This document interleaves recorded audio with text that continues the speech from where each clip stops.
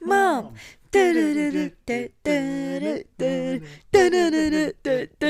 Dad.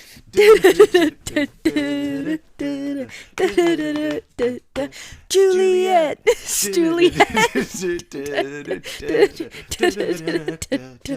Neve. What were you gonna say? I was gonna say stew. All right. We are back, and it's Neve, Derek, Stu, Juliet, and Duo here to give you some real-time beats. Welcome back, everybody. I'm happy we are here. Neve, I don't know about you, but I was super pumped for this week. I was too. It's PanCake Friday. I keep forgetting to do that. I have to introduce us as a real podcast. Today on the episode, it's PanCake Friday. Everybody have a good time. Yeah.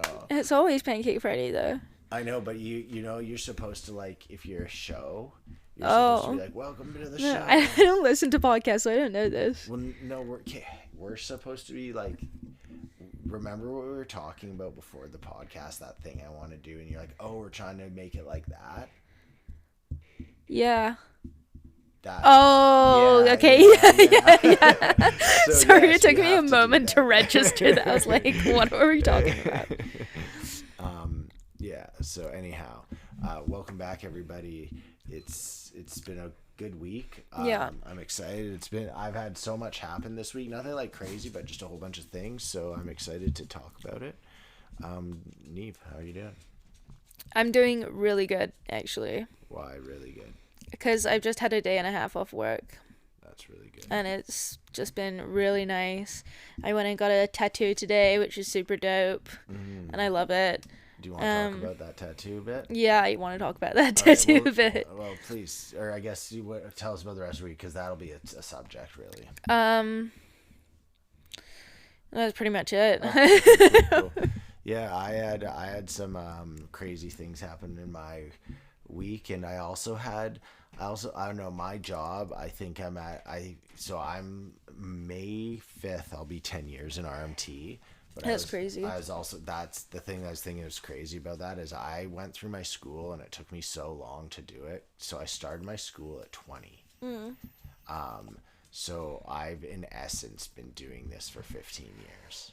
Like, yeah, that's pretty crazy. So anyhow, I realized today, I was like, yeah, I'm pretty leveled up, because like I'm just crushing it. Works. Yeah, I mean, if you've been doing anything for 10 years, that's just incredible. Well, yeah, but then 15 years, like I don't know, it's I don't know how to explain it, because I get it, like professionally is what you go by. Yeah. But like 15 years of hands-on. Yeah, and you're learning everything. Thing, yeah. Right? Yeah. Anyhow, please tell us about your tattoo, because it's super nice. It's super dope. So, I've wanted like a back tattoo forever. I want like my full back done at some point in time, but that's gonna be like a project. But I really wanted to get something just down the spine to like start it off. Because one, I just think it looks super cool, like having the line down your spine. Like if you're in a low cut dress or something, I'm like, that looks so dope. Yeah. And I really like it being like illegible. Like, so I got it in Japanese because it's a conversation starter, right? People are like, oh, what does that mean? And I think just a cool way to start a conversation, because so you don't have to think about something to say. And what is it though? Oh, so it's so the top of my neck, I have the Hattori Hanzo logo. So Hattori Hanzo in I think he was actually a real person as well. He was. Yeah. So, but in Kill Bill, he's this dude that made the samurai sword that was used to kill Bill. Which is super dope, because that's what the whole two movies are about. Love everything Kill Bill. In fact, she didn't even kill him with the sword. But anyway, he made the sword for her. Not only did he make the sword for her, he came out of retirement to make the sword for her. But you do know Hanzo was like a super famous Sword maker. maker. Yeah. I didn't know that until I was like researching to get this tattoo. Nice, nice. But so that's But awesome. yeah, it's weird. I don't know how to explain it. It kind of it's like a lion or something, right? Like with It's kind of like lion statue. yeah, I think it's like a demon or something. It's kind of like looks like one of those sitting lions, but it has horns too. Or maybe their ears. I don't know. Yeah, I thought it was cool. And then you have Anyway, and then I have all of the names on the bride's kill list. So there's 5 names, but they all have their assassin names too. And it's all the assassin names, which are all types of snakes. And then Bill at the bottom because Bill didn't have an assassin name. If you look at all the other names, they're all nice Japanese writing, but they're very like basic looking. And then Bill looks so complex, and it's 3 different like characters. Yeah.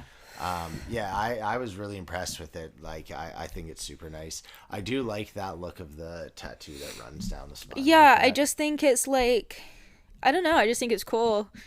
I can't really describe why I think it's cool. It just is. Yeah. And I swear to God, I was on like a freaking like meditative state while I was getting this tattoo done. Yeah, you want to explain that a bit more?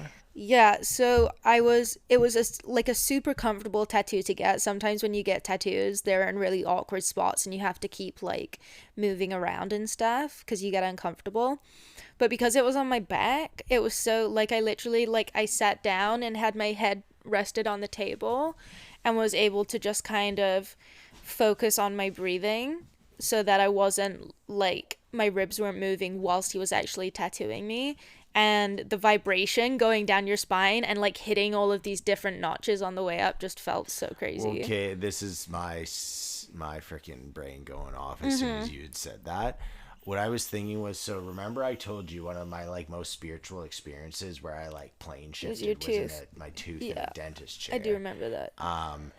And then so I right away I was like, okay, well, again, vibration. And I feel like the vibration of the ink gun is for sure a very like intense rhythmic vibration. Yeah, like it's really therapeutic. And then I feel like going midline spine like that, like a lot of stuff to do with like yogas and meditation. There's so much to do with like your spinal alignment and all that. So it doesn't surprise me at all that you getting a tattoo down the middle of your spine just put you in this like state. Yeah. And like I was really thinking about it. And you know what's really funny? I thought about this because we watched American Primeval last night. Yes. And no spoilers, but he says like it's just pain.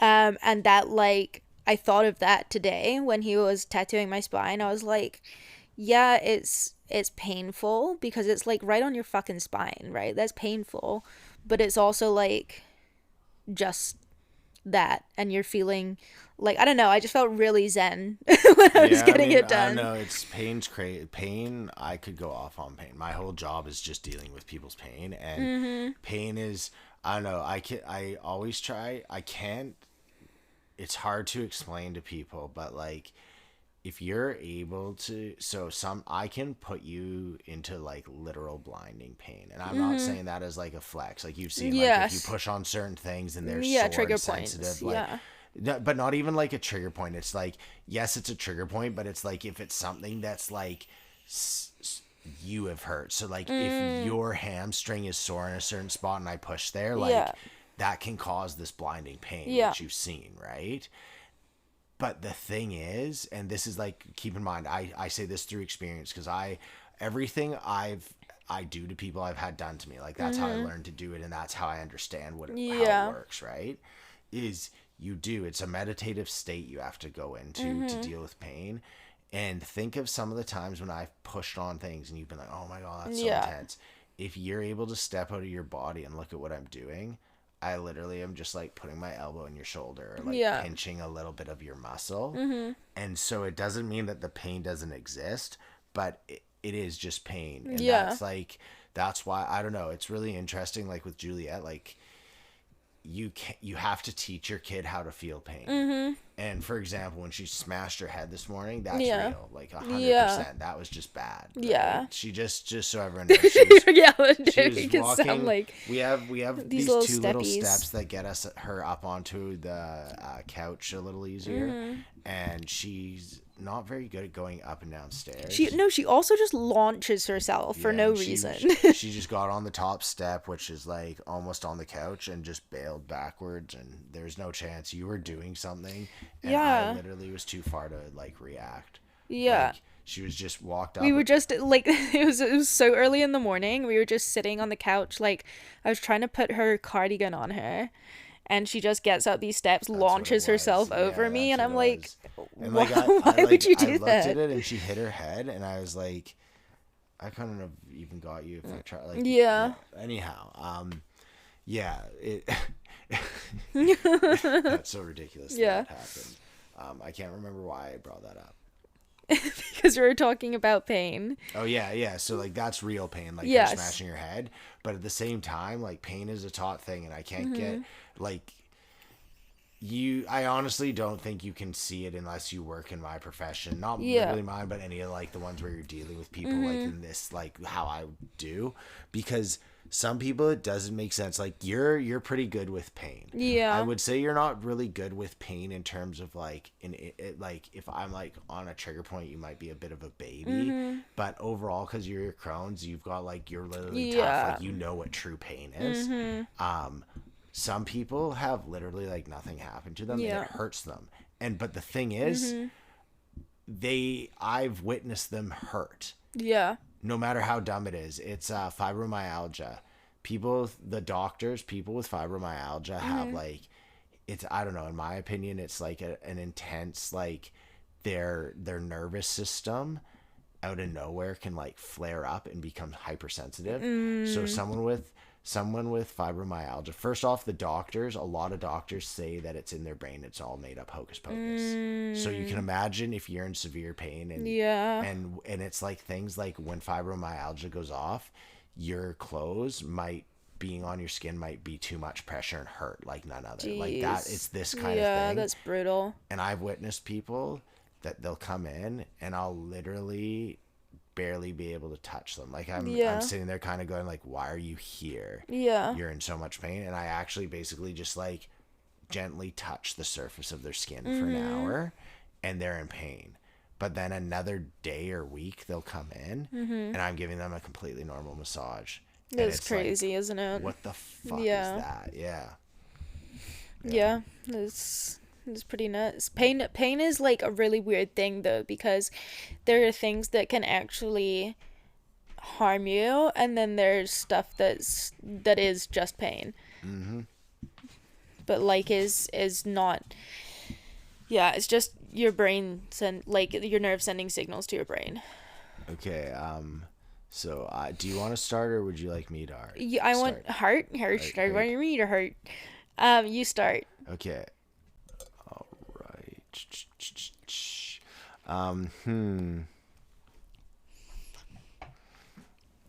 Have you heard judge art on the art, not the artist? That saying. And like, for example, the person it'd be pertaining to right now is Kanye West. I don't know. Well, like separate the art from the artist. Yeah. Okay, so first off, in case people don't know, I think most people know this, but I just don't take in any news or social media anymore. Yeah. So everything I hear for the most part is just people telling me like friends or like stuff like that. So don't fact check us. So I don't know exactly what happened. All I know is Kanye did something super anti-Semitic again, and so it brought up the conversation of judge the art on the art, not the artist. I think there's a scale of how you can do it. Okay, so let's talk about that. There's a second part to this, but let's just start with that because it's not a gotcha thing, but it'll seem like a gotcha. It's not. It's just there's a two like parts to it. Yeah. Yeah. Okay. So yeah, what do you think of that whole thought? I think there's an extent you can do it too.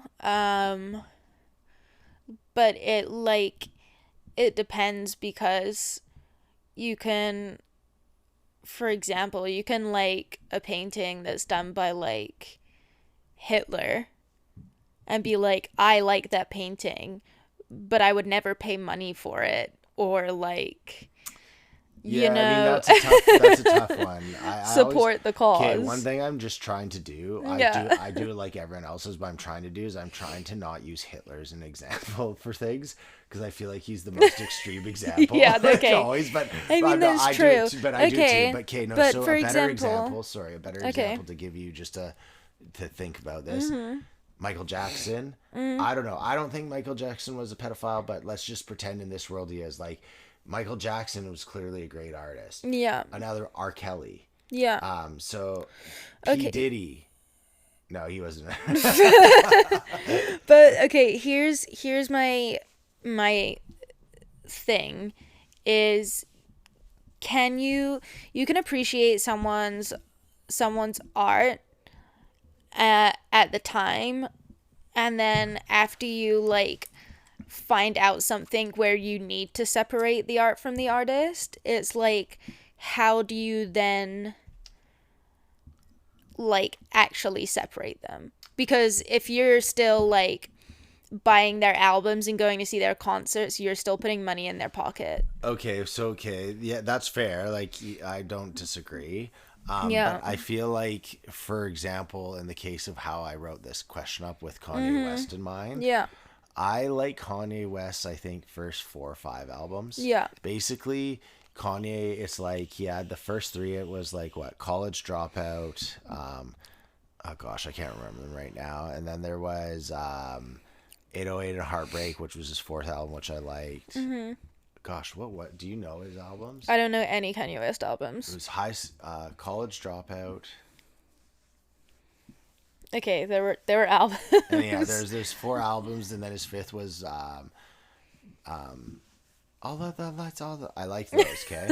Anyhow, there's a point where Kanye started calling himself an artist, and his music tragically went downhill. Now, I've never bought any of Kanye's stuff ever, Yeah. so I'm not even in my head like funding him. I'm going to listen to those Kanye albums because those, for me, some of those songs are like genuine, like they're huge parts of my life, like working out or getting me pumped up for stuff. Yeah.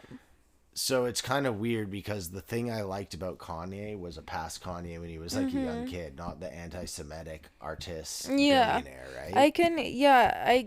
I get what you're saying, because it's the same with like a lot of the like pop punk bands that I've listened to that comes out that like the front man or something's been like talking to underage girls and shit. Yeah. And you're like, well, obviously I don't really fuck with that. Yeah. But at the same time, like, am I still gonna belt out their song when it comes on the radio? Like, yeah, because like it's a banger. But would I go pay to see them live? Would I buy their merch? Would I buy their album? No, because No. like I don't like fuck with that. I don't think you're a good person if you do that. Yeah, So exactly. like I'm not supporting you as a person, but like you can still like the music or like the art or whatever, And you like, know? and yeah, exactly. And I feel like it's like music, especially music's weird because it transcends time. Like you make something in the 90s, it can still be big in 50 years. Yeah. But you can, like you said, like I don't know, the Kanye that made, maybe the Kanye that made his first album that made him big was anti-Semitic. I would put my money he wasn't, because that guy was all about rapping and stuff, whereas the Kanye that's anti-Semitic is clearly a like egotistical billionaire, like anti-Semitic racist, blah blah blah Yeah. blah. But like, I don't think this Kanye now is the same dude. Anything like he's because he wasn't famous. He was trying to become, right. So like, music freezes and then continues on. Yeah. But like, I guess a different example, if you leave music, would be, it's like, okay, like, I don't know, Picasso makes his Picassos, and then 20 years later, 30 years later, you find out he was a slave owning racist bigot. Yeah. You're still gonna, that painting's still crazy. Yeah, it's But still a beautiful painting. any paintings he made after that, does that change And their meaning? Like does if Picasso's a super flaming big yeah, flaming bigot, is that like a instead of being flaming bigot. he's not a bigot, he's a flaming bigot. I don't know. I like that though. I think we should start using that. Like, oh, you flaming bigot. You flaming bigot. You. But like, is art different? Like literal painting? Like, can you be racist and make good art? But I think, well, yeah, I think yeah, but I also think like it's on the perception of who you are at that time. Right. And that like nobody else is gonna actually ever know that. Like maybe Kanye was anti-Semitic when he was trying to make it big. You don't know, but you're never gonna know. So what's the point in kind of like thinking about that? And in relation to, I think once a reputation is tarnished, your product will automatically go down.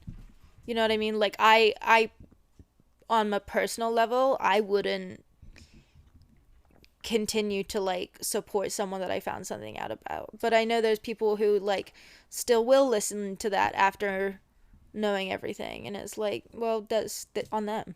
Okay, so here's the thing that I thought was this is the second part of the question. Okay.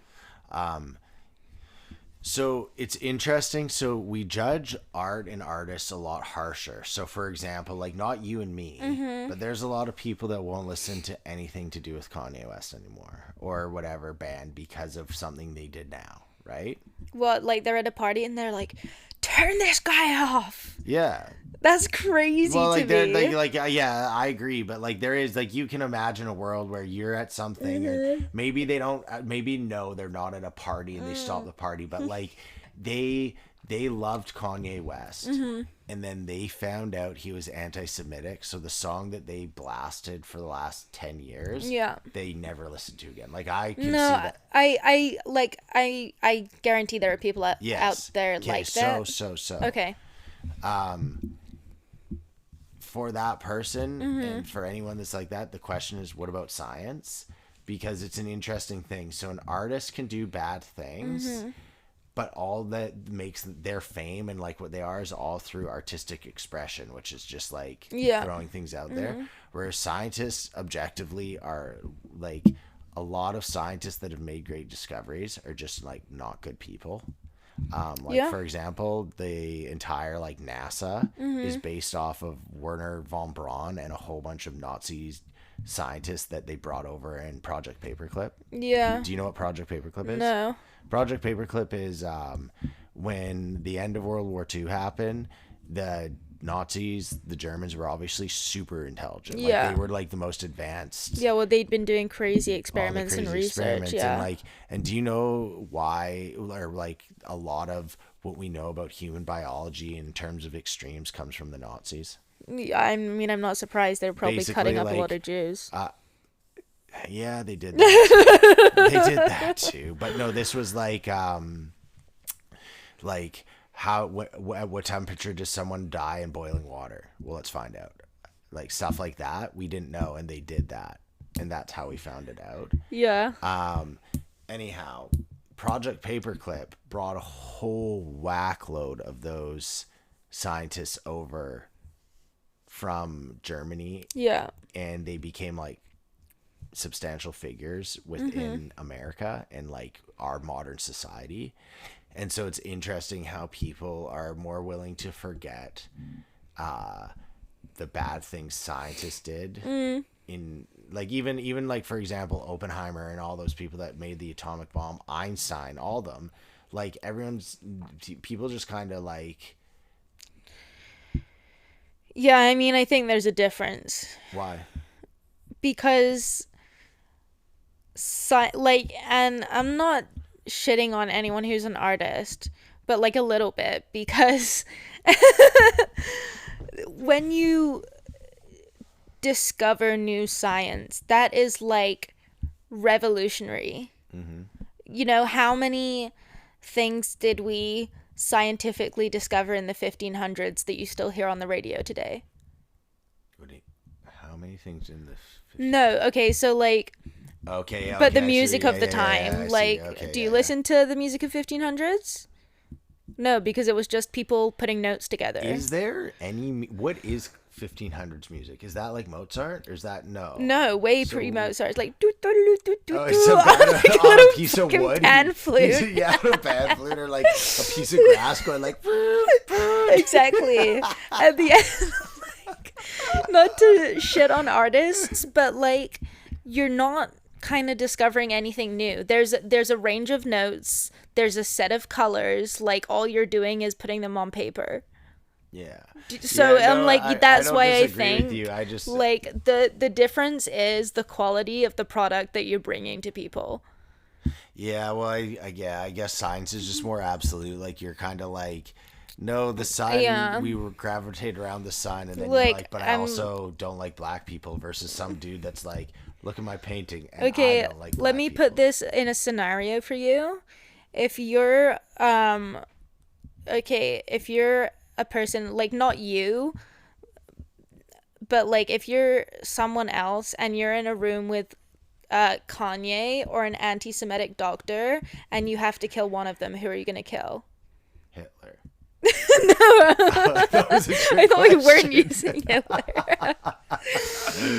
Do you know what I mean? Though it's there's you can't even compare the two. Like you should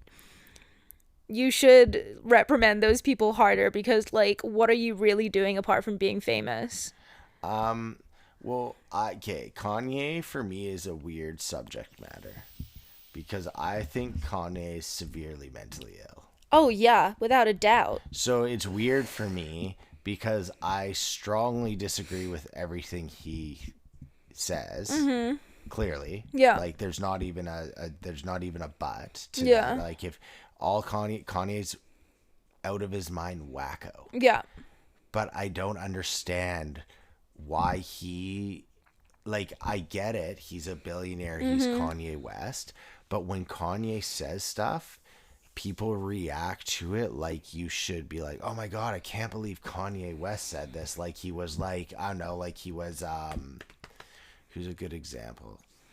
I mean, like I feel like people just care too much about celebrities, to be honest. Yeah, well that's what it is. Like I'm trying to use, I don't want to use Elon Musk because everyone hates him, so it'll be a weird one. Like okay, let's say like Jeff Bezos. Like if Jeff Bezos, I don't even. Yeah. Okay, here's one. I can't really think. What if you're like, I'm not gonna take any Tylenol because I don't believe in the people that run Tylenol. What about that? What do you mean? Well, it's like the same concept, like as saying, "Oh, I'm gonna shit on Kanye at every chance because I don't like Kanye." You know? Well, no, I was just. Yeah, I don't. Yeah, do you get what I'm saying? Yeah, I get what you're saying. I'm just trying to. I think it's just a thing of people are too involved in celebrities' lives. Like if Kanye was a dude on East Hastings, being like saying all these like random anti-Semitic things, like everyone would just walk past him like they do every other person. Yeah, that's what I mean. Like you know, I get he has the influence because he's not a guy on East Hastings, but he basically is. Like that's how mentally ill he is. Yeah. But I actually read this. This was before I started reading. Yeah. But I read this huge thing and it was like psychology of what you like, of what a psychologist, how they diagnose people. Yeah. It was so hard to read, but it was basically saying a lot of people's basis of how mentally ill you are is just how successful you are. So if you have a lot of money and fame and a nice car, you can be batshit crazy. Yep. And even if a psychologist is like, that person is clinically psychopath because of all the wealth around them, it just doesn't matter. Exactly. Like they'll be allotted so many things. So I guess that's the thing is you can pay people to tell you that you're not crazy because you have that kind of money as well. So you know what's fucked? I'll admit, I have that much money. Sorry, I did, but I used it to pay people to tell me I'm not crazy. Still wasn't enough. Took a lot of cash. Now I'm broke. I'm broke. And I'm still crazy. The Bank of Montreal has actually a hit out for me. That's how broke I am. And yeah, it's still, no one would say that I'm not crazy. Okay. Okay, wait, time out. Yes. Your food's here. Yes. Wait, what? I saw the light go off. Okay, cool. Are we gonna take a break for a second here then? Yeah, do you want to eat and stuff? Yeah, let's just do. We have about 20 seconds here, and then we'll be at 30 minutes. Okay. And I want to finish it with a. So anyhow, we're just happy that you guys as listeners have been here. We do have a listener base. It's actually nice to know that there's people here. We have 12 people. Yeah, that's actually right. Yeet. All right, we've eaten. I'm back. Is this recording now? Hello.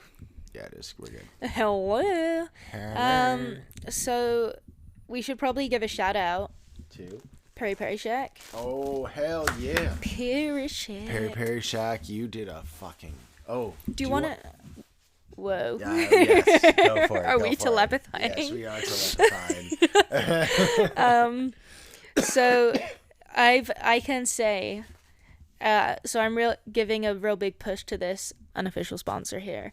I've been to the place in Portugal where peri peri was invented. What is peri peri? Peri peri is the like marinade, the sauce, and then it's flame grilled. Mm-hmm. Oh, so is that part of it being flame grilled? Or? Yeah. Oh, that. I mean, yeah. peri peri is like the marinade, but it's also like the way you cook it's really important. Anyway, I've been to the place where it was invented, and I can say, Peri Shack, better than the place where it was invented. Nando's. Okay, all I'm gonna say, this is classic, because Nando's is Portuguese. Yeah. Hey, I'm Portuguese. Give me some of that chicken. I'm Portuguese. That's what it's like. Excuse you. That's exactly what it's like, and then it's like, Marcos, I'll kick your ass. Marcos, get back to work, Marcos. That's what it's like going into Nando's. It's fucked up. Why were you doing like a Korean accent? That's Portuguese. It's Portuguese. Trust me, Kitimat, more than half of Kitimat is Portuguese, and all the Portuguese, their English ended with ch. She'd be like, Marcos, don't do that, Marcos. Marcos. Maybe you just don't try and do a Portuguese accent. So anyhow, Nando's, if I could beat the fuck out of anyone, it'd be Nando's. But that's crazy, because on the other end of the spectrum, if I could just care for someone and just show them a good time, it'd be Peri Peri Shack, which is crazy. You wouldn't have assumed that's what I was going to say. I think there's only one Peri. Peri Shack? No, it's Peri Peri Shack. No, Peri Peri is the type of chicken they make, but I think it's just called Peri Shack. No, I think I would know this one because I ordered it. Well, look on the bag. Look on the bag. What does it say, Derek? The bag says... Fuck, this is the one. The Peri Peri Shack. Oh, yeah, shit. Let's go. Okay, yes. Okay, I was wrong. Yes. I was so Holy, wrong. I was worried for a minute. I'll be honest with you. Honestly, that's my aim in the game, is just to make people worried, because I'm so adamant. Holy, that. I was wrong though. If looks could kill, you did it. This is so fun. Do you want to do y'all thing next, or should I do my y'all thing? I've got a good one. So back along we did some of the Cockney rhyming slang stuff. Yes. So I've just finished listening on audiobook to Clockwork Orange. Perfect. And Clockwork Orange is kind of... I didn't really know what it was about. I've never seen the film. But when I started listening to it, it's like really interesting. So I can't see, I don't remember when it was written. But when it was written, I think was like... I should find that and fact check it. Okay, but either way... Clockwork Orange... do you want to sum it up, or should I? Can you sum it up? Yeah, it's a whole bunch of bullshit, and the guy in it had a weird ass face. Oh, sick summary, Derek. Work Orange. Clockwork Orange. So basically, it was like, it was published in 1962. Okay. but it was set in like a dystopian future in London based off of 1962 life. Right. So it's like super like old class English. Do you want to put that over there? Yeah, 1 second here. Knew I was playing with the toy. That's clear. All right, and we're back. Sorry about the dog. So it was written in 1962, but it was set in like this dystopian future of London where all the kids are like getting dressed up really fancy and just like being really violent, like really violent. Why do they dress up fancy? I don't know. What? I was like, you gotta mute while you're doing that. I did. You're like, I did. Okay, well, so they just were like, let's go murk these people, but before we do, put on your nicest hat. yeah, literally. They were like, they all dressed in like the highest fashion, and they were just real like Cockney boys. Right then, mate. Yeah, but they also spoke in like this certain language, which is called Nadstat. Okay. So Nadstat, I don't even know really what it is or where it originated, but it's basically like a way hard version of Cockney language. Harder. Like so hard. Like harder than me right now. I don't know. Come here. That's impossible. So back along when we played the games of, I would say like English phrases or Cockney slang to you. Yeah. And you would have to guess what it was. It's a version of that, but using Nadstad, which is this crazy version of Cockney language that's in Clockwork Orange. I'll try, but I feel like I sucked at Cockney. So Yeah, you did. So this is this is gonna be even harder. But there's like a whole like, I'm not gonna show you the words, but like, can you see this whole like? No, it's like a whole it's a big dictionary. list, yeah. Dictionary. Picture her flicking extremely fast through the phone. Yeah, that's what's happening right There's a now. lot. Okay, well, give me a hard one to start. Hard one to start. Because I know telepathy. Sharries. A chick that's a whore, but she has good intentions for you. It means bum.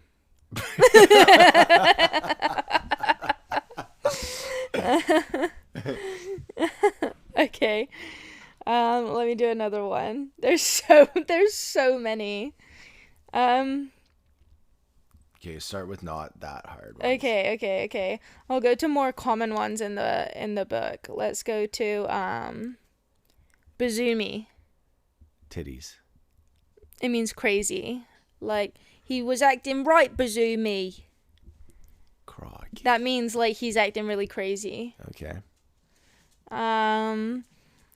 Let's look at another one. Oh,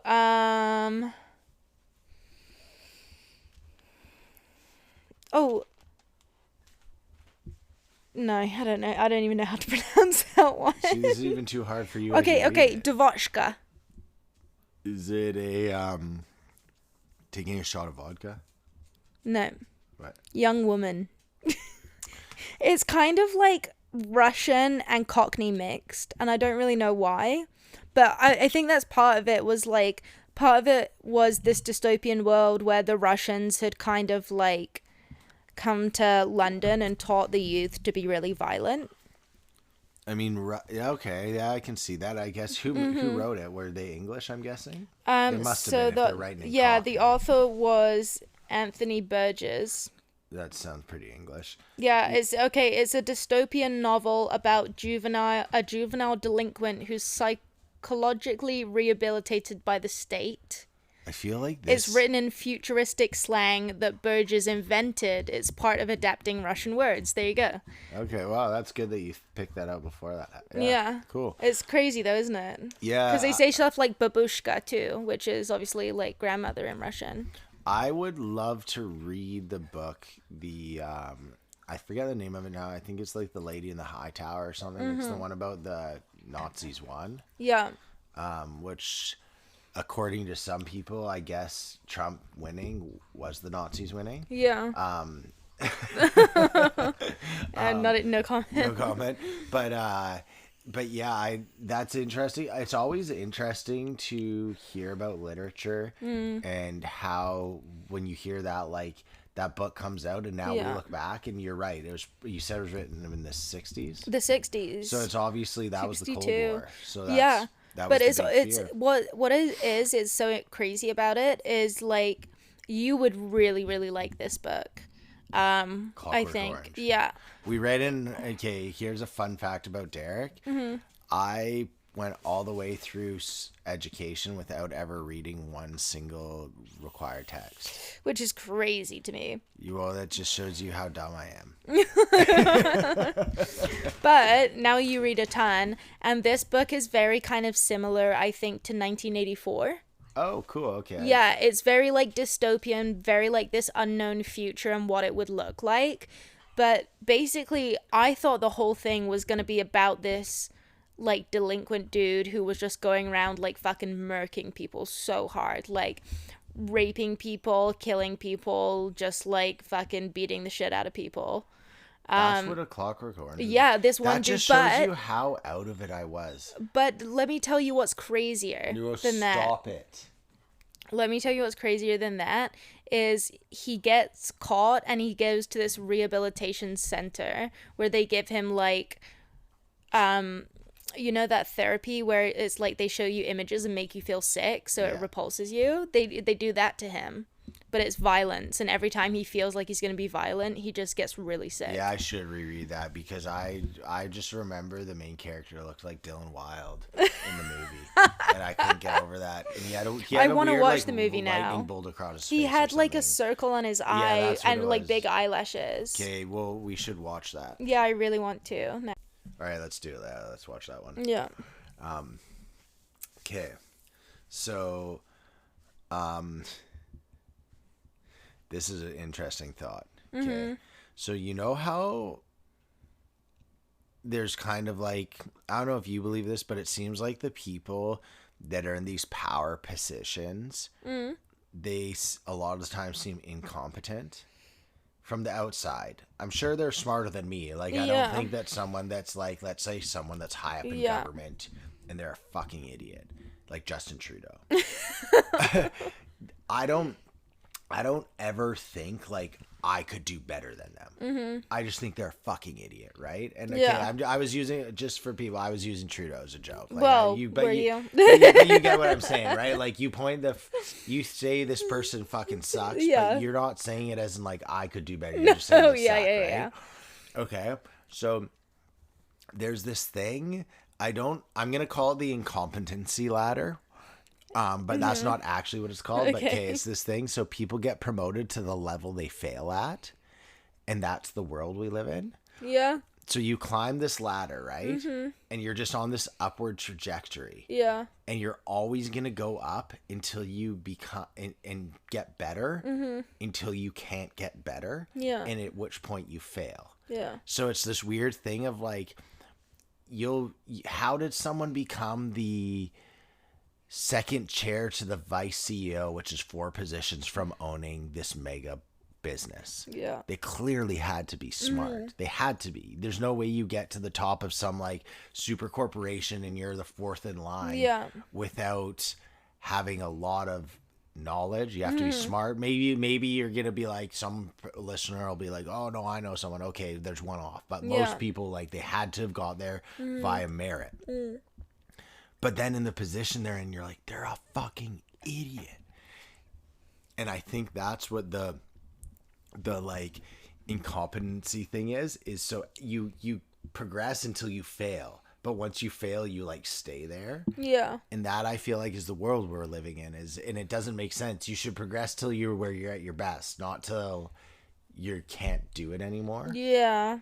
I don't know. I heard that someone was talking about that, and I was like, oh, I feel like that's actually sums up a lot of what's going on in the world right now. Yeah. Because I don't think I do think there's people with like malicious intent in the world always, but I do think a lot of like things that are government conspiracies and all that, it's more just kind of like people aren't good at what they're doing as opposed to like they're trying to fuck you over. Yeah. And then I heard that and I was like, oh, that makes the most sense to me. Yeah. Yeah. Yeah, I feel like we've talked about this before, like going back to, I think we talked about it last week maybe or the week before, about like, is it evil people or people doing evil things? And it's kind of like a similar context in that, like, is it people that are just ambitious and trying to like get place versus like the person that knows what they're doing the best? Like, let's say for example, like I'm a really good RMT. Let's say I'm like, you know what? I'm gonna become a physio. The only No, RMT. no. The one No, true no, RMT. like I'm gonna become a physio. Okay. And then let's say I do it, I become a physio. So it's like already bonus. You're like, okay, you got there. But what if I'm not a very good physio? And then you start going like, okay, well maybe Derek was a really good RMT, but he didn't have what it took to be a good physio, right? Like Yeah. it's like levels of competency. Anyhow, I just heard that and thought that was funny, true, and also an interesting thought. Yeah. I agree with you. I think like it's definitely a skill to work your way up a ladder, especially when you don't know what you're talking about. Yeah, talking out of your butt can get you places. Have I ever told you about Have you ever talked out your butt? Yes. that was my butt. That was your mouthful. Have I ever told you about the 100% I got in university on a comms project? No. Okay, this is when I just was like, what a joke this whole thing is, okay? So How did you get 100%? so me, Dylan Crawford, and Katie Johnson were a group in CAP in a comms course. It was like Yeah. level 100 communications.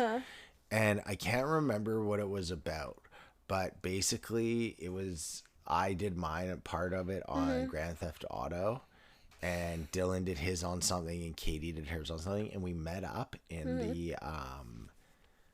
the library. Our course was in the afternoon. We met up in the morning. None of us had done anything. None of us had an idea. Yeah. We all just met up in there, and all we did, we like made this shitty PowerPoint, but all of us were really good at talking in front of people. Yeah, I think And- that's a big part of it. And it was, and the thing was, I knew what I was talking about, which Yeah. was Grand Theft Auto video games. Yeah. So I was able to riff talking about how cool the game was. And then everyone else was able to riff on their part of it, which all of us, it all pertained to each other. And the teacher literally pulled us aside at the end of the class, gave us right away 100%. And she told us, she was like, I'm not going to lie, I didn't expect this from you guys, but this was like a brilliant presentation. Like and then the rest of the course we cruised through Yeah. because she thought we were so smart. And it was all just like, in my opinion, like the Being able to talk the talk. tongue of a snake's tongue or whatever. Like It's honestly, I yeah. do think like that's a legitimate skill though. It's a really big skill to be able to talk and kind of talk out your butthole and make it seem like a good thing. I think it's charisma. Like I don't know Yeah, if charisma. I is think that's something- but it's exactly like- what charisma it's is, like yeah. You like the guy, the car salesman. Like you somehow when you talk, people believe it. It doesn't matter what Yeah. you're doing.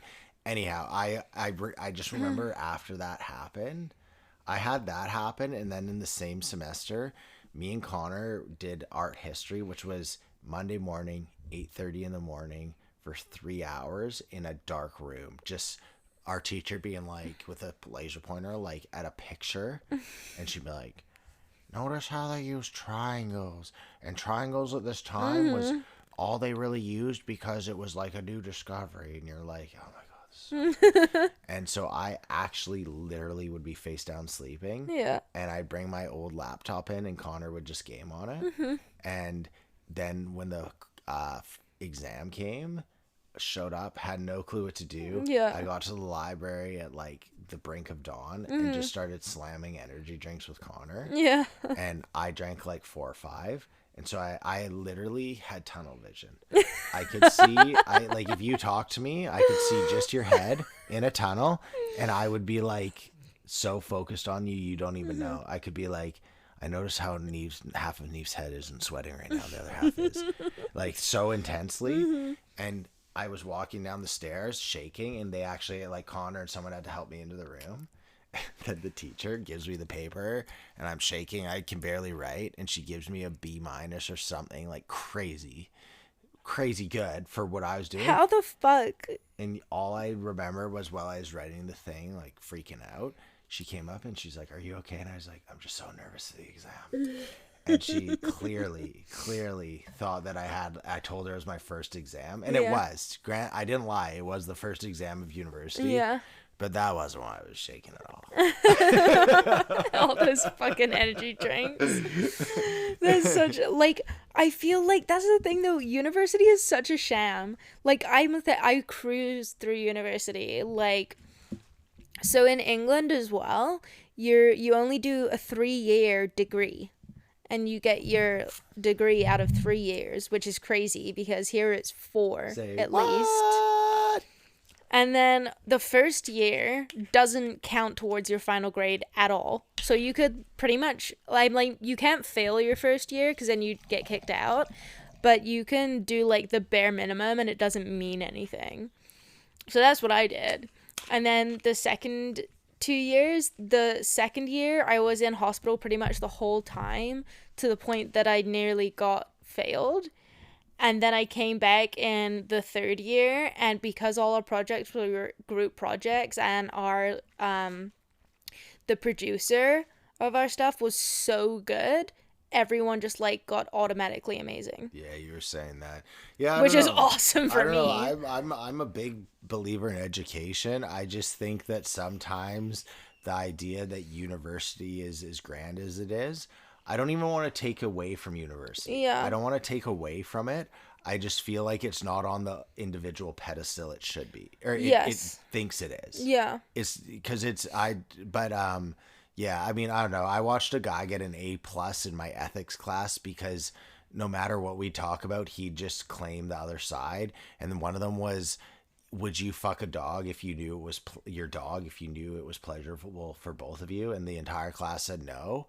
And this kid was like, I mean, blah, blah. And he gave this whole thing. And the professor, like, it's ethics, right? So it's just the whole thing is just you talk, the professor's playing devil's advocate. Yeah. And this kid did it. And then the professor even said at the end, he was like, that's a good argument. That's fucked up that you would think that, though. And the guy was like, yeah, I know. Like, it was weird. I can't remember. It was basically something about him, like, anyhow. A guy got an A+ for arguing that he'd fuck his dog. And so I was like, I don't know how much I can believe in this establishment. Yeah. I mean, that's very valid, I think. We got a little baby crying here. I'm going to put some live audio. Poor baby. How's she doing? She might need a balk. Okay, I'm gonna go do a little balk break for the baby. While I'm doing this, I want everyone to take a good few seconds here, and just reflect on some of the greatest moments. Wait, she's back asleep. Oh, okay, never mind. I was gonna say some of the greatest moments on your life. Put those. Oh wait, cancel that. Okay, what? Yeah, think of your greatest moments. What they mean to you? They mean nothing to me. Nothing. All right. Sorry, we have a baby and she's just classic baby. Well, I'm a baby. Well. Don't, because my mom has taught Juliet to fake cry. Yeah, she did. That's I'm like, Mom, why would you do that? It is cute though. It's super cute. She goes like and rubs her eyes. I'm like, you're not crying. So yeah. We have a baby. Neve. I can't just riff. You can just riff. I can't just riff. What makes a good parent? Oh, fuck. There's so many things. I think the things that make a good parent are you just have to really care. Like, really care about your kid. Okay. I'm not gonna say like you should do this and you should do that because it's what works for you, but you just have to always like put your child first and really care about them. Okay, that's an interesting answer. Hey, that's a really good one. Okay, thank you. I was gonna say, it's if they don't know how you traumatize them. Okay. Okay. So like, for example, one second here. This is actually my moment. This is my. I did it. All right, sorry, listeners. I had to get rid of our dog. She was going. Yeah, Derek just went and yelled at her at the back. I just had to trap her. I did not old yeller the dog. It'd be called Old New Oy. Old New. Okay, so as I was saying, I feel like if your kid can't point to the trauma, that's how you know you've done good parenting. So clearly you've traumatized by your parents. Any issue you have in life, my mom always said to me when I was younger, it was a joke. Wink, wink, not at all joke. Not at all. It's all her fault.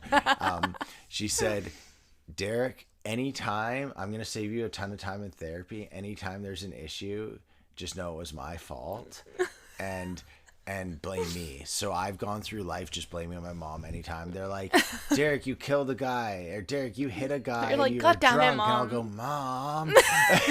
Ma'am. Why'd you do this to me? But I'll admit, I don't know why my mom traumatized me. She did, clearly. But I don't know why. So she's a good parent. If I could point to an instance, if I could be like, this is why my mom traumatized me, then I think she's a bad parent. And that's so stupid. No, it's not. That's facts. Like, Juliet's screwed already. She's screwed. We've done something. We've done something. We've let her fall off the stairs too many times and hit her head. But if she doesn't remember why, then it's like, okay, we passed. But if she's like, it's because you let me fall off the stairs, it's like, God damn, we fucked up. It's like the whole, did the tree make a sound if you Exactly. Because you have to, this whole premise is not based off of you being a bad parent. It's based off of like, what's a good parent? So a good parent, Right. You're trying your best, right? Yeah. It's not like if you're one of those people being like, oh, and you're going dark, like, fuck you, we're not talking about that fucking We said wacko. the same thing.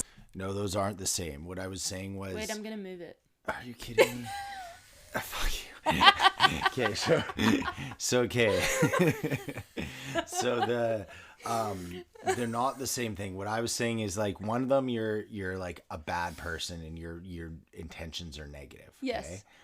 I'm referring to you actually have good intentions, okay? So if you go dark on all this, that's on you. I'm referring to like you're trying to be a good parent and you traumatize your kid. That's natural. But if your kid goes like, you did this and traumatized me, that is when you know you were a bad parent. Yeah. Okay? Yeah, so okay, I'm on your vibe now. I'm not going to lie, that's my bit, and it's kind of got broken because of all this, but yeah. Anyhow. Do you want to do anything here? Because I have some other things. Oh, no, go for it. Okay. This one's a weird one. We're going to go a little more ethereal here. Okay. Ready? Everyone take a glass of wine. If you don't have anything to drink because it's early morning for you like Joey, drink anyways. Go stop at your nearest alcohol place and get a shot. Cheers. Cheers. Cheers to us, the people. That was a nice sound. It was. Can you do the thing where you make the glass sing by I can. rimming it? Yeah. Do you want me to do it with my tongue or my finger? Does both work?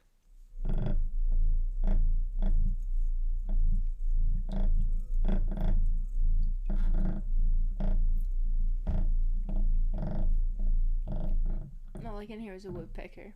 It's so weird that it was doing that. I've never seen that. That sound was me rimming the glass.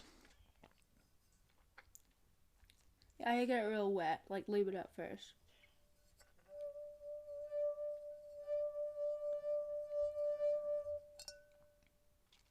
I want more? Yeah, keep doing that. I don't know why I stopped picking it up.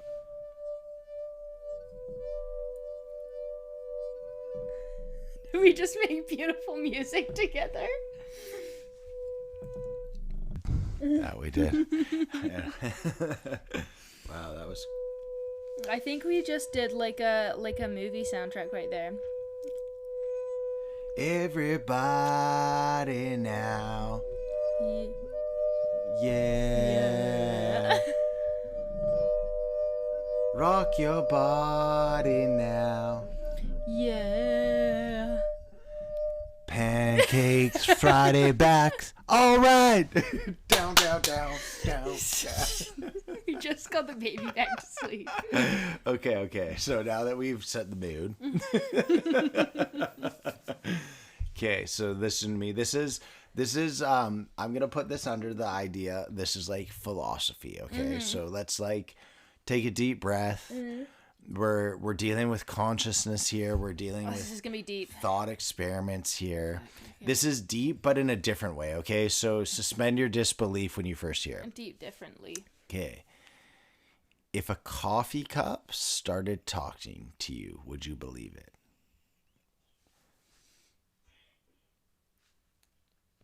Like, let's say you're right now. In what context? Like, what's okay? So let's say like you wake up, and for our listeners too, you wake up. It's early morning. You're sitting there. You're doing your usual routine with your coffee. I don't know if that's your. Let's just pretend every morning you wake up. You boil a pot of coffee. You take your shower. You read on your phone for a bit, and you drink your coffee. Okay, and you're sitting at a table.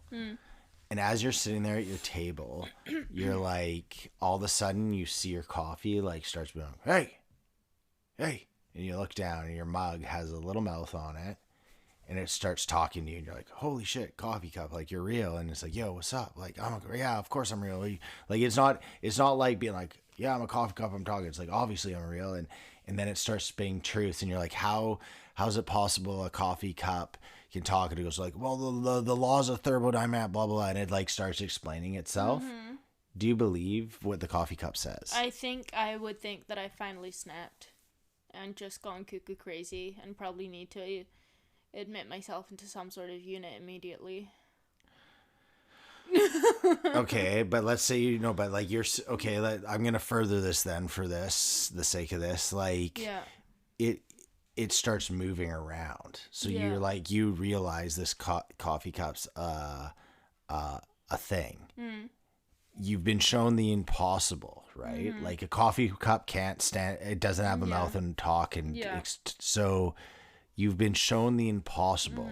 Are you more likely to believe something now because, again, think of it. I want you to, there's like, you have to, for myself, it took me, because I basically said the same thing as you. Yeah. Not literally, but like, I was like, no. But like, think of it.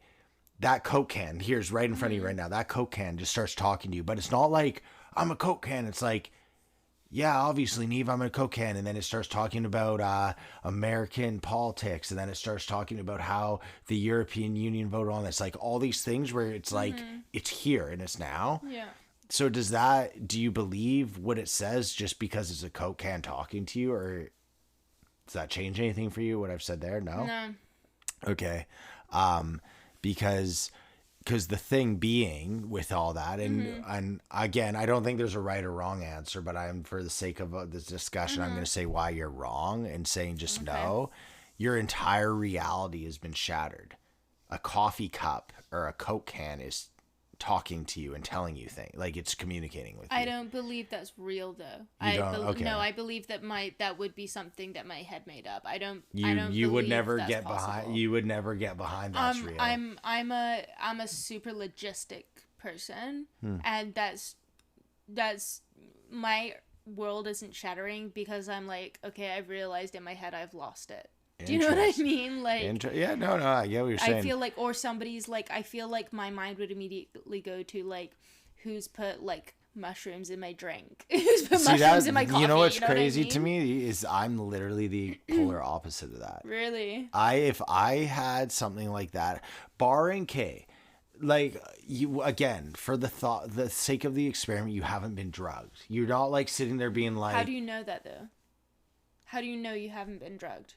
For the sake of the discussion. But you can't say for the sake of this because that would be my reasoning at the time.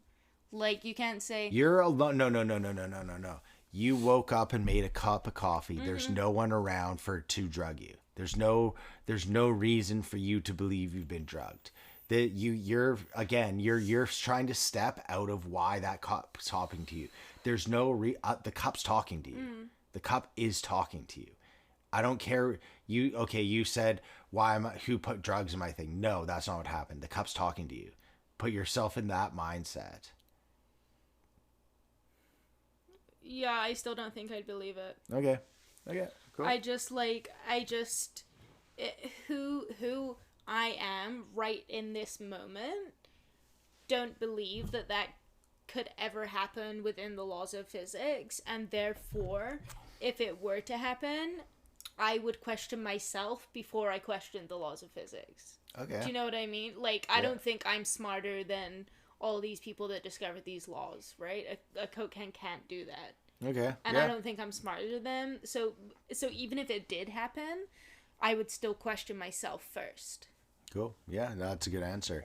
I personally, I'm at the point where I think that that everything we perceive to be true is true. Mm-hmm. So I think that could happen. I don't think it could happen in our reality, but I think if a Coke can started talking to me, I ask it what's up. I don't want to admit it. Like I wish I could be like I think what you said would make the more logical sense, right? Like you're but going I'm a crazy. super logical person. Yeah, and so I wish I'd be like whatever's happening is that. And again, this is abstract thought. Yeah. Like I'm pretty sure if I actually saw a Coke can talking to me, I probably would think if someone put drugs in my water too. Yeah. But I think that if I was having a conversation with an inanimate object, I would be inclined to believe whatever it says. And I heard this as posed as a question, so I was thinking about it. And I think I would, because out of the disbelief of the fact that this thing is conscious, then therefore it knowing, like, if the can of Coke, or what did we say it was at first? Tea. A teacup. Oh, yeah, the teacup. Like, if it, or your coffee cup, if it started talking to you and couldn't communicate with me, I would be inclined to believe it solely because it can talk. It doesn't have to say anything smart. You're just like, why is this teacup talking? And then it's like, well, I'm talking because of this. I'd be like, yes. I mean, if you believe something just because it can talk, that's not a very good sign. Well, I believe you and you can talk. Well, because I'm right, always. Oh. I mean, yes. Apart from sometimes I mean, yes. when I'm wrong. I mean, yes. Which seems to be more often than not. But I know, I just, and I understand that I'm very, I have a very logical brain in terms of, like, I've done the research into this, and you have, like, your emotional versus your logical brain, and I, like, live, like, so far into my logical brain that I just don't conceive, like, I don't believe anything until, like, I fully have evidence and believe it. And I don't think anything else matters until you have that. So see, it's funny because I like the opposite of that. Yeah, I know you are. And I also think that that I just think you're wrong on that.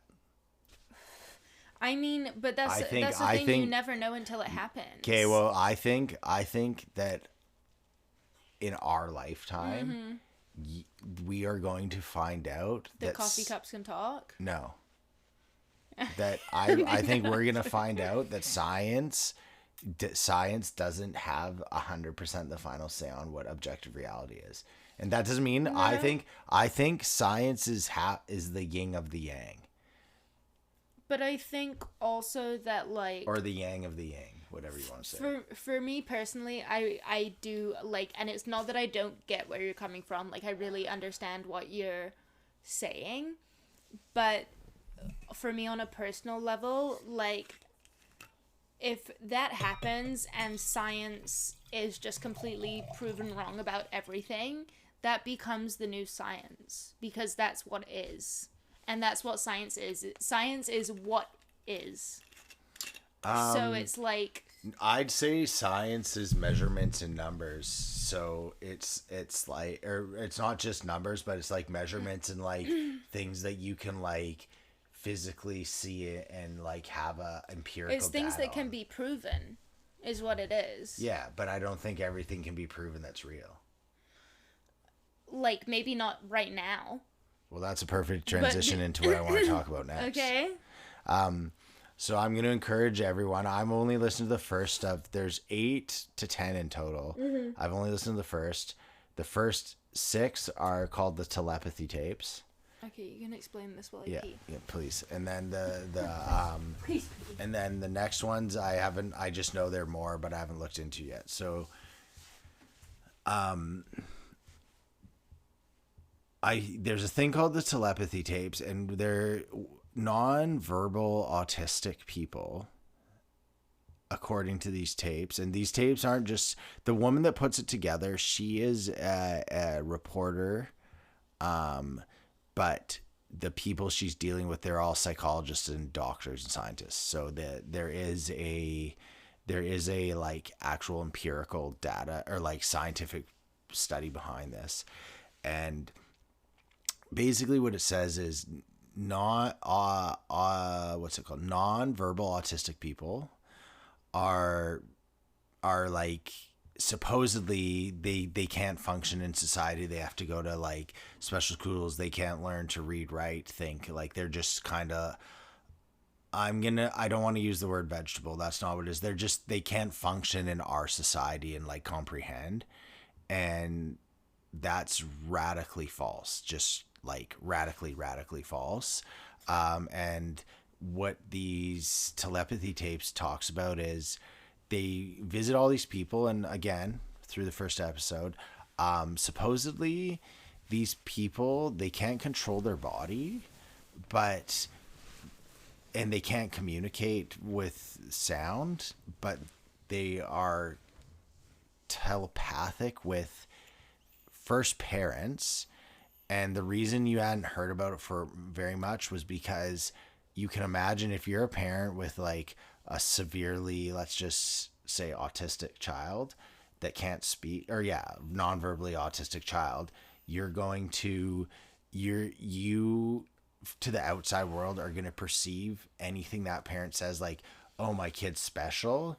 You're going to go, of course. And you're going to say that because you're kind of reaching for a reason to why your kid is so great. But what happened over COVID was a lot of these groups opened up where like pretty much a whole bunch of people with non-verbal autistic children kind of got the word out that they were telepathically communicating with their kids. Mm-hmm. And like I don't know, it's really bizarre. Like basically the things are saying, like, again, telepathy tapes, you have to hear it to believe it, but like these parents are talking about how their kid, they know what their kid is thinking, they know what their kid is feeling. And it doesn't make sense, and their kid and them talk. And so you might be going, well, that's just parents. But when this really started to click in for this woman that started all this was when teachers at the school started echoing the same thing of, they're like, yeah, I'm pretty sure I talked to this kid without it. So basically there's this whole thing about saying like telepathy is real. These kids can speak, communicate, talk with each other and with people, not everyone, but like people that they know. And I don't know,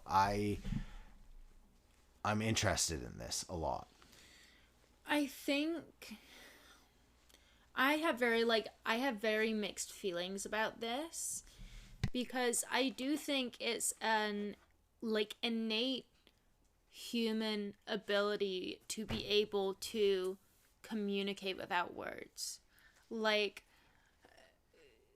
you know, even like different languages that we know now, we can learn instantaneously because there are tools out there that we can do that.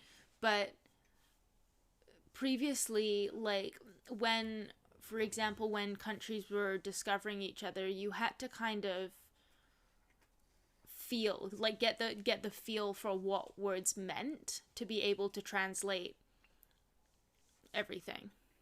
So I can understand, like, if you go back to a time where you weren't able to communicate verbally, like, there must have been a way to do it,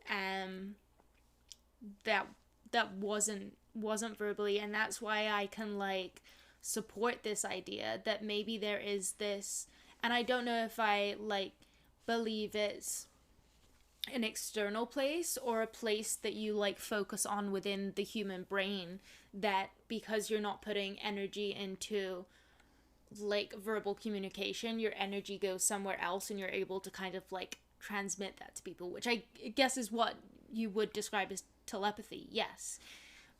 But at the same time, I'm very skeptical because I also believe that some people need reason, and it's the same concept as religion.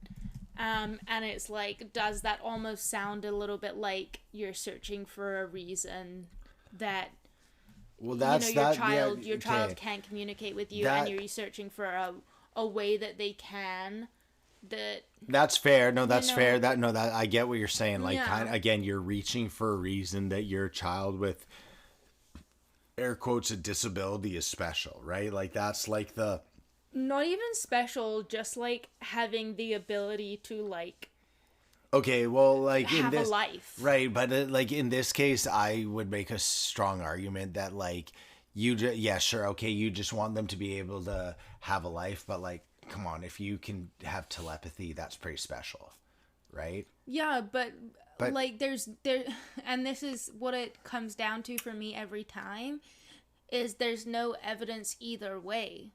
okay, well here, no, There's but there's strong evidence for telepathy being real. and Here, I'm gonna yeah, can I tell okay, you? yeah. So what they've done, just on the first episode, and there's more. There's more. Yeah. I know there's more because there's a whole bunch of other ones, and she Yeah. refers to them. And I've listened to a podcast to her talking about this, so it's not just the Yeah. tapes. She, they do all these tests that come back 100% accurate. Yeah. Okay.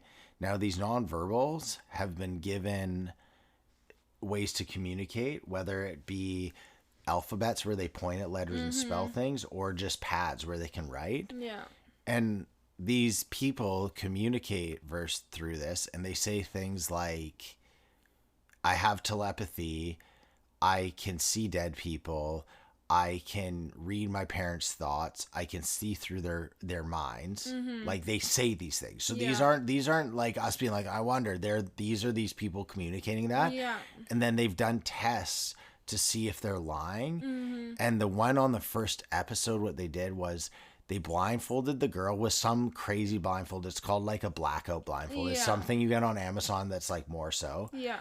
They put her in a blind up, so there's something between her and her mother, and then they had on on an iPad, Yeah. three digits between 100 and 9999 or 999, and what they would do is it's random number generated. They push a button, it'd come up, Yeah.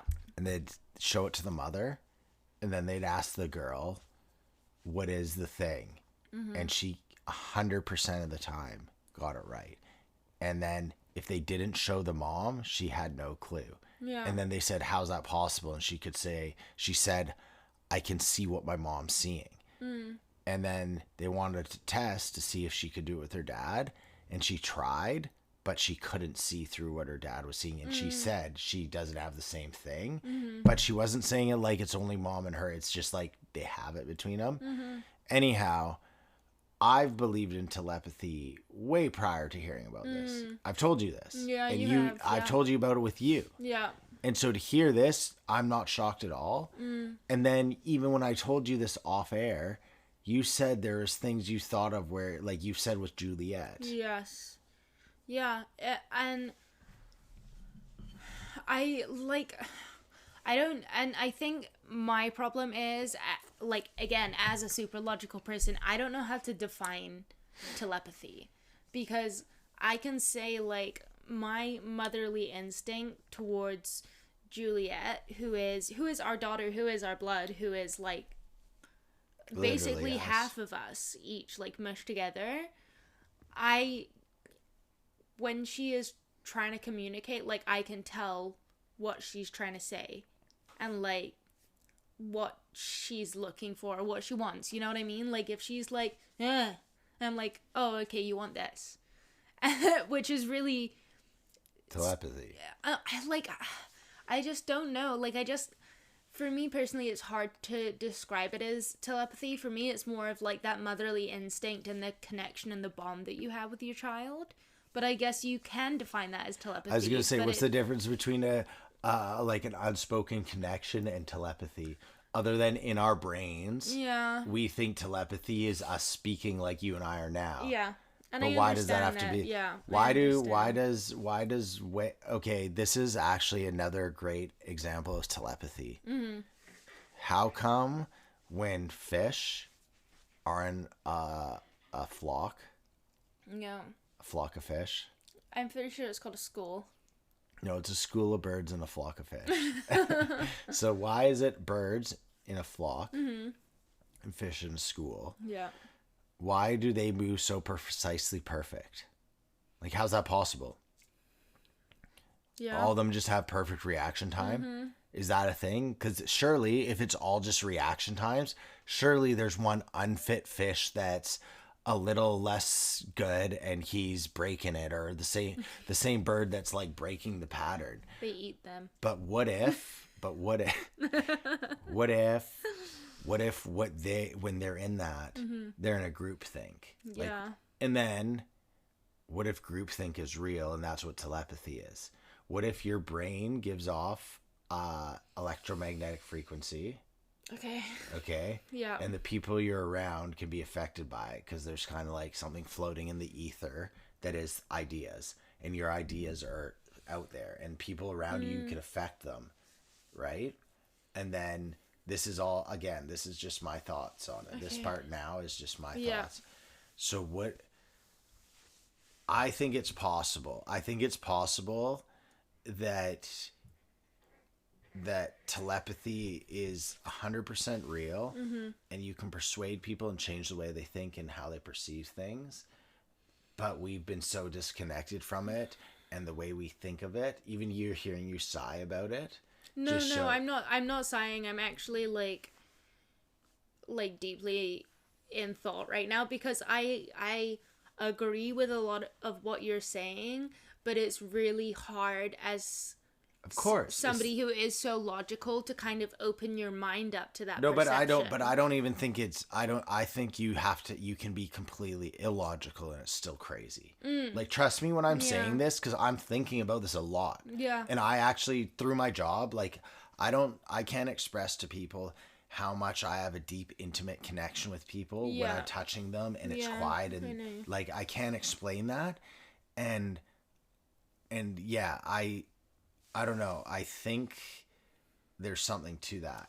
And I get that, because I fully believe that as well. You're very in tune with people, and you can tell things about people in ways that I don't understand. Which again is very like confusing for me, because I'm a very perceptive person too. I can perceive people very well and instantaneously know if I'm gonna vibe with them or not. So I get it in that sense, but also the logical part of me finds it very hard to open up to the unknown. And I think that's what it is for me. It's like it's a lack of control of like, well, if that's something that isn't like logical and scientific and right, then that's completely out of control. And what do you do with that? Like, what do you do with that information? Like, there's nothing. There's nothing. Well, that's what like, I know. No, I get what you're saying, because no, it's nothing. our it the idea that everything, because if that's true, everything we know is false, and that doesn't mean literally, but it does at the same time. Like, it's Yeah. like if all of a sudden you're like, turns out we don't need to talk to speak to each other, it's Yeah. all like a feeling, blah blah blah, that just shatters our reality. Kind of going back to this, Yeah. it's basically the same thing as if the teacup starts talking to you and starts spitting truth. If all of a sudden in 2 years we find out that you and me don't need to talk, we can just like Yeah. feel around each other but perfectly communicate, that's super cool. But Yeah. it also literally shatters my 35 almost and your 28 years of life. Yeah. Like, the idea that that's a thing. I mean, but like still already, like, I do believe that's a thing, because I do believe there is communication in the things unsaid. Like, you can tell in someone's body language if they're feeling a certain type of way, right? Like, you can sense stuff. So is this telepathy, and I'm putting in parentheses, just like a heightened sense of like interconnectivity with people's energies? I mean, I would say, yeah. I think I'm starting to subscribe more to the electric universe theory, which I can't explain because it's way above my pay grade. Even if it's wrong, even if it's 100% wrong, it's too complex. Like, it's too complex because it's not like, it's basically stating that let's say we run on gravity is caused by mass and energy, or I don't know if that's what it is, but like whatever we run on, the electric universe is the idea that there's gravity and electricity, and there, you know how yin and the yang, expansion, contraction, like the universe, regardless of what you believe to be true, there's the yin and the yang, so the opposites, and then expansion and contraction, and that actually explains everything. And that's true if you start thinking of it, and it's super. Yeah. When I say it explains everything, I think it's like laws of the universe. No, There I has to believe be in- yeah, opposites, I believe and in there the has, yin yang. and then expansion and contraction is opposites, but it's in a physical way of movement, Yeah. right? So I don't know which is which, but in the electric universe, magnetism is expansion and contraction is, or electricity is contraction. And I think that might be right, because I think that vibration is electricity.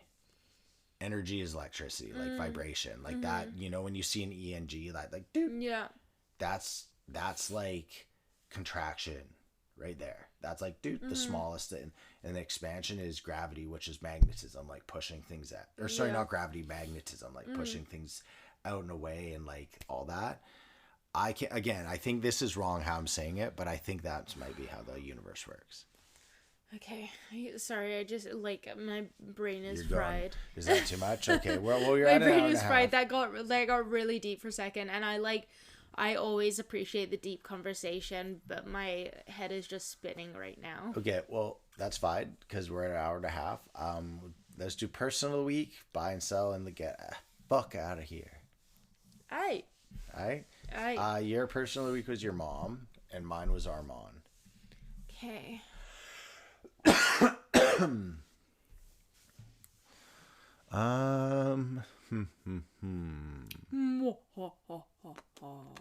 Who do I? Because just a reminder, personal of the week really is our way of getting someone to listen to the podcast that hasn't before. My person of the week is Elmo.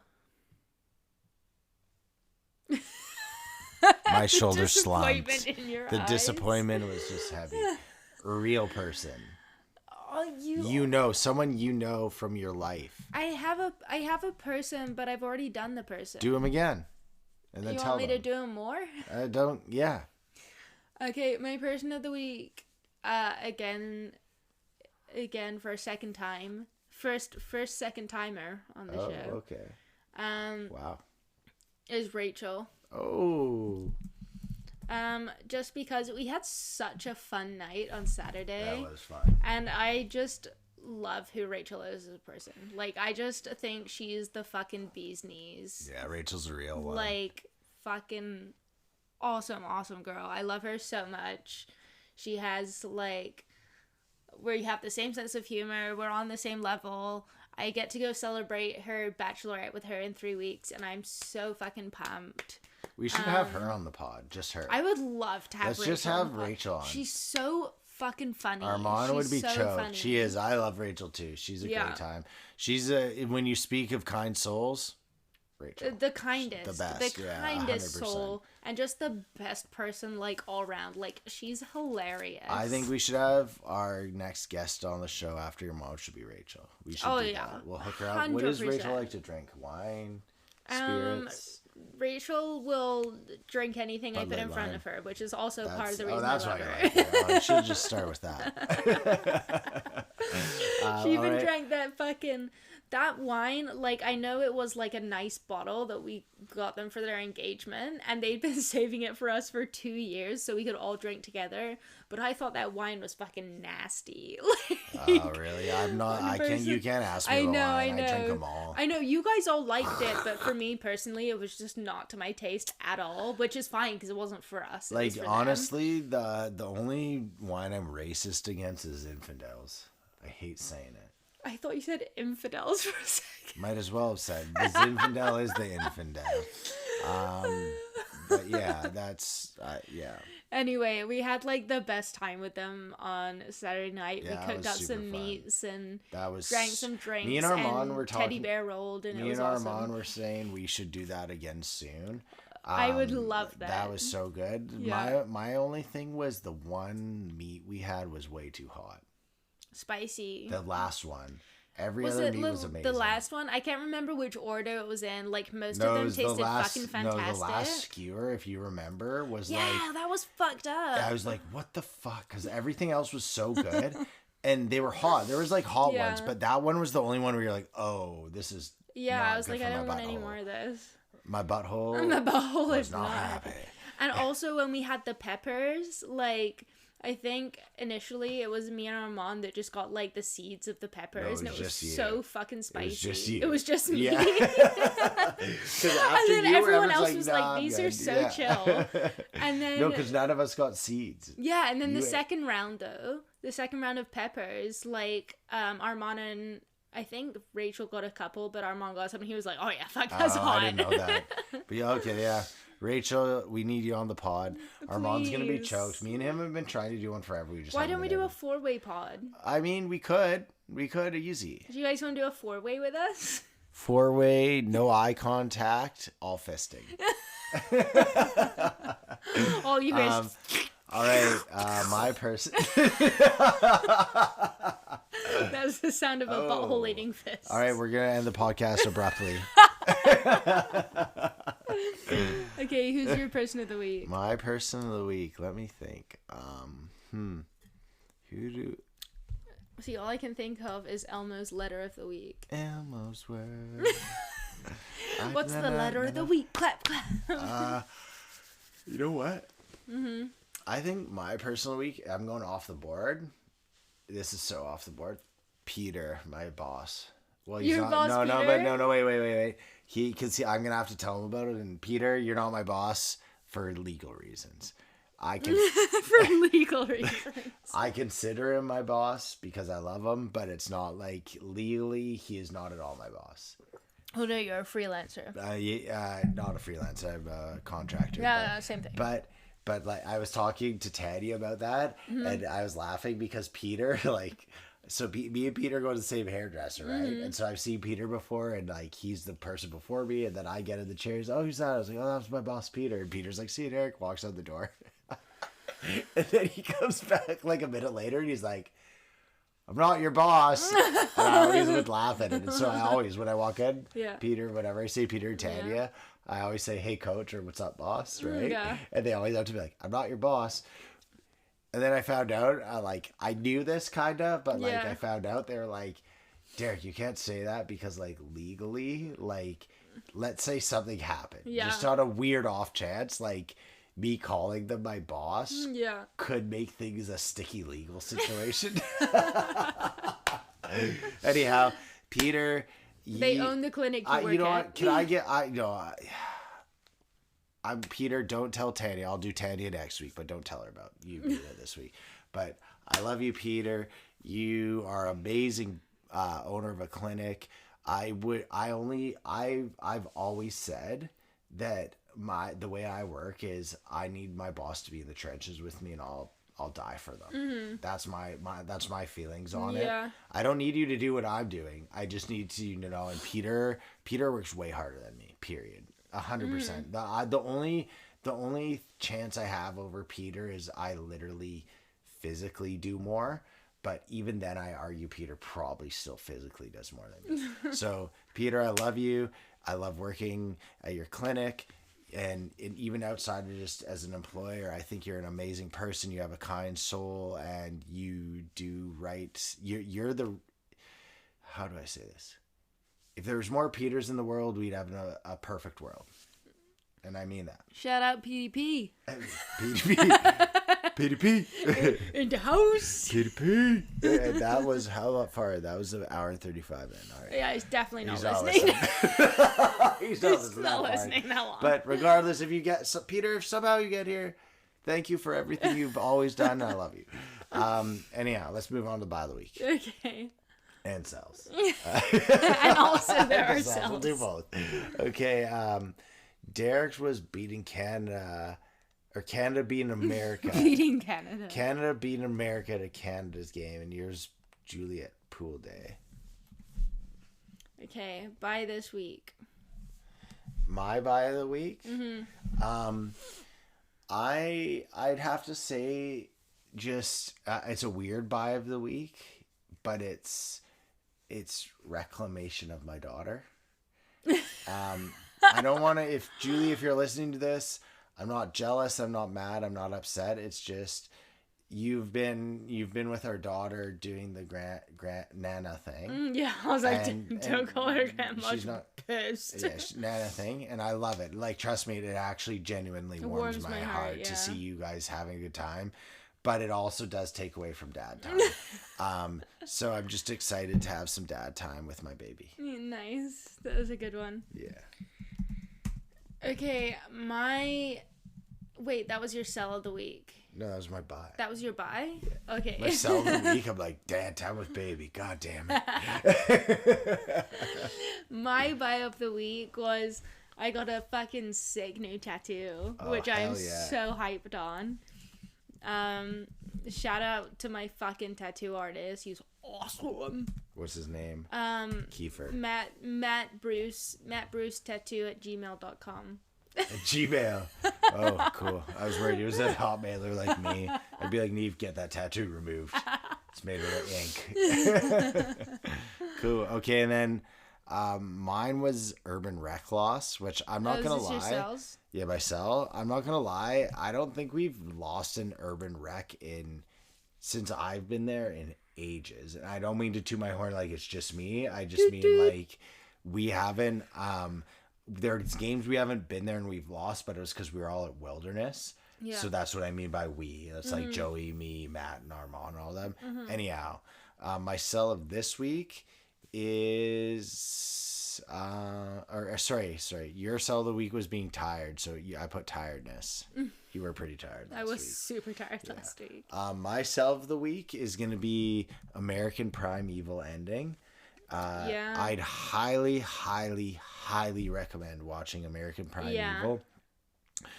Personally, I was not at all fazed by any of what happened in that. Apparently, according to a lot of like reviews and people I've talked to, it's extremely gory and disturbing, and to the point where people couldn't watch it, and I never at any point felt like that. I've been watching very violent films for a very long time. That's how I felt. That's how I felt. That I don't think it was like worse than anything else I've watched. There's one scene at the very start. I don't want to. Oh, okay. Yeah, the I don't want to scalping. ruin it. The scalping. That was pretty brutal to That was, see yeah, because they show fucked you up, it. yeah. But even within that, I went like this, like more like, oh, brutal. I wasn't like, Yeah. oh, To be fair, for me, I feel like every time I watch something, I'm just thinking about how they did it, and I'm like, that would be so cool to see them like do the behind the scenes for like the effects of scalping someone, and then his stitches after look so like legit, and you're like, yeah, I can like I can really appreciate the work that's gone into making it look that real. yeah, I agree. Yeah, the guy that filmed that, something Berg, Yeah. he was just on Joe Rogan, and they Oh, were really? just the whole reason he was on was talking about that. Yeah. And he said that he purposefully made that, so it was filmed all in New Mexico, which kind of disappointed me in one way. Oh, really? Because I wanted it. I was really hoping that was the Wyoming Utah border area there. That being said, It was stunning. it was gorgeous. They were Yeah. all native reserves or indigenous. I mean, that makes reserves, sense. which makes a lot of Yeah. sense. But like that made I kind of want to move to New Mexico because of how stunning it was. Yeah. Not literally, but like you go, let's move. I'm like, that was pretty fucking nice. The scenery, like, I that was honestly crazy. think like Midwestern America is so beautiful. Yeah, Like, and like it's just so beautiful. That whole area going down from like Utah, Nevada, Arizona, then New Mexico is just like a beautiful, beautiful piece of land. and by the way, that actually is a true story. And here's the Yeah. interesting thing about it.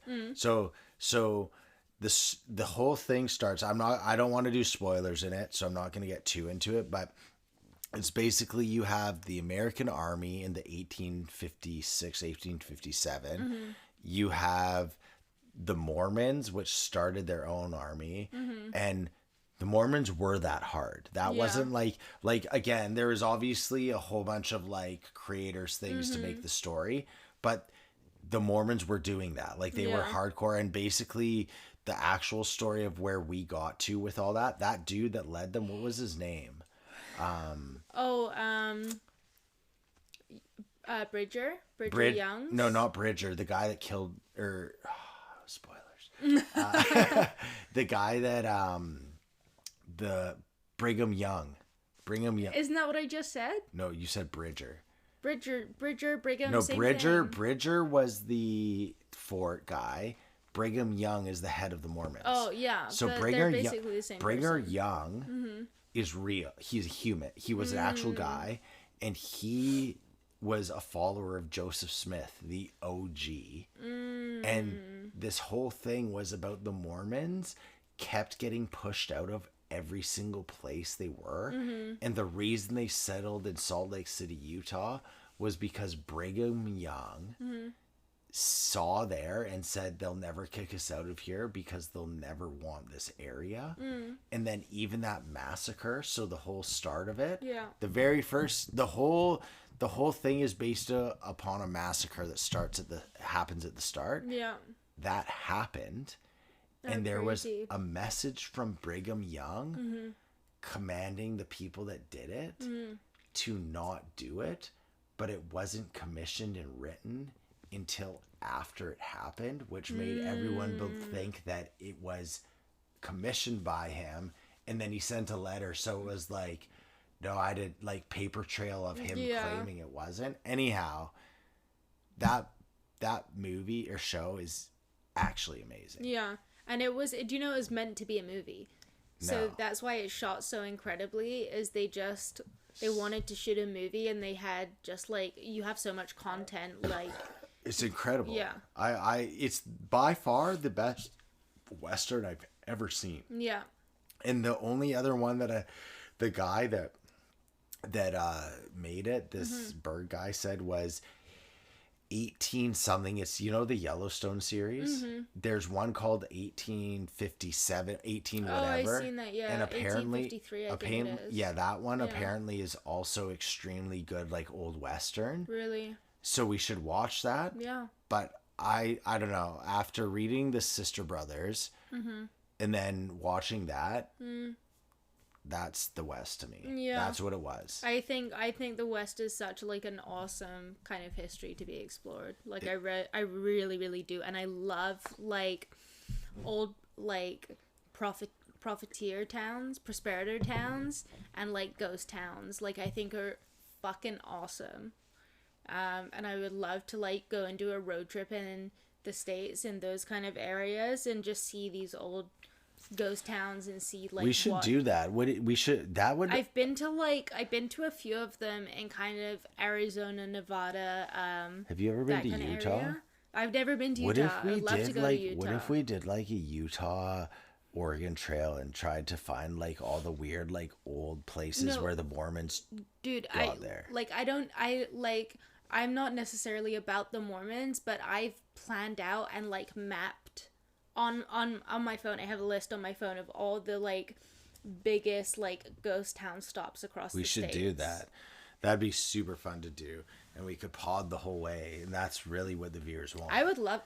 I've told you so many times I would love to rent a camper and go do a road trip and do that. That would be. I think that'd be really fun. And yeah, the Mormons. I'm actually gonna read more into the Mormons because they are wild. Like They're really interesting, That yeah. portrayal of them. The Mormon church, so the guy was talking about, he reached out to the Mormons and said, because this is that massacre, that whole thing is a book you can get from the Mormon church library, and it talks about it, and they fully acknowledge, they say they back up the Brigham Young Yeah.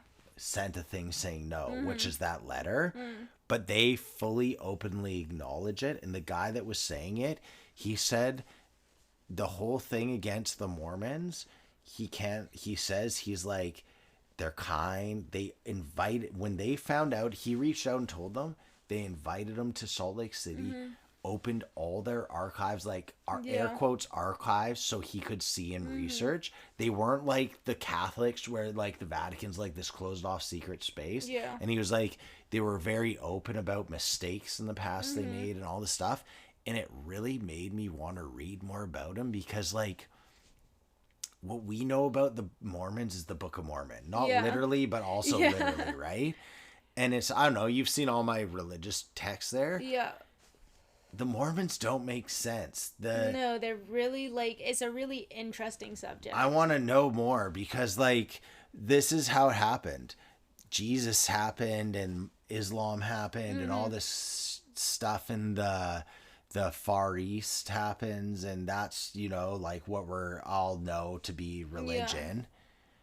And then supposedly once America was founded, Jesus traveled there and found Joseph Smith and did all this. And it just seems so far-fetched. Yeah, it really does. It really fucking does. But like, I'm curious. Though, I am as well. too. Like, I am I'm too. Like, Like, how I do all think these people believe this? Like, there must be some sort of like something to it. like I think we should buy a book. We should have in there the Book of Mormon. Yeah. Why wouldn't we? It. Why would we not have? We have a Quran and Vedas. Hello. Hello. Imagine page 1. Hello. I didn't realize this was a gospel verse. Okay, what's your sell of the week? My sell of the week is gonna be having a road rage incident on my way to work. Yeah. That fucking sucked. That's fucked.